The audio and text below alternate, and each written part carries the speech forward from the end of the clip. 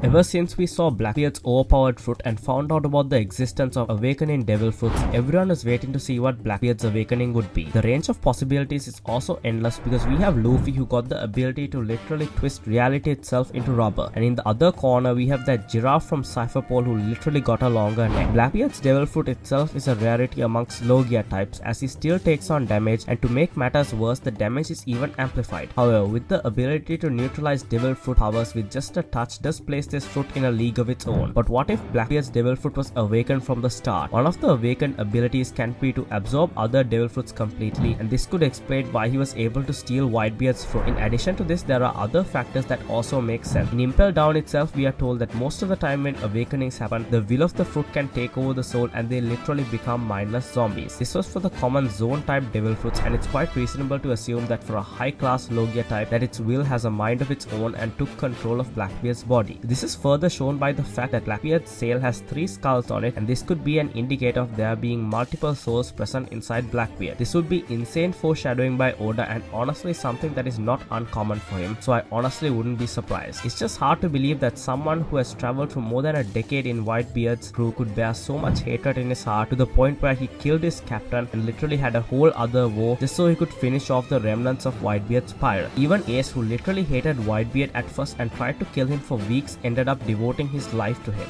It's just not plausible for Blackbeard to be that villainous for a devil fruit. It makes more sense for the evil nature of the devil fruit possessed him before he consumed him. If the hero of liberation's soul could be trapped inside a devil fruit, then it's definitely possible for the demon of darkness to be trapped inside as well. The world government, who has monitored and tracked every single dangerous devil fruit to ensure that it was within their control, did not make any moves in obtaining the Yami-Yami No Mi. Keep in mind, the Gomu Gomu no Mi was owned by the Navy previously before Shanks stole it, and almost all of the warlords at the time had the strongest devil fruit present, such as Gecko Moriar's Ruler of Shadows ability, which literally was able to keep up with the prime Kaido. His fall off needs to be studied because he became so weak to the point that he got beaten by a pre-time skip Luffy. The 5 elders held the strongest powers of the world in the palm of their hands throughout the whole verse, but certain forces were even beyond them, such as the Yami-Yami No Mi. A weapon that can't be controlled is more of a liability than an asset. From all the uses they had seen before, they had realized that no one was able to control the devil fruit and its own will simply took control. The previous user of the Yami-Yami No Mi is rumored to be Rox D. Zebek, and this actually makes sense. His crew consisted of the strongest pirates known, but they had no loyalty to one another, and in fact they all had similar interests. This is identical to the words of Blackbeard and his crew comprised of the same type of people. The only reason that Kaido and Big Mom formed an alliance is because Kaido had a lifelong debt that had to be paid, and Whitebeard definitely didn't make any friends from his old pirate group as Kaido literally attacked Whitebeard before the Marineford War. Can we please get all of these off-screen fights animated? Like, I want to see how Kaido vs Gecko Moria went, and the battles of Shanks and Mihawk that literally tore up the world. In a world of good pirates and evil navy and vice versa, Marshal D. Teach is the beacon of true destruction and evil. His titanic commanders of devil fruit users is the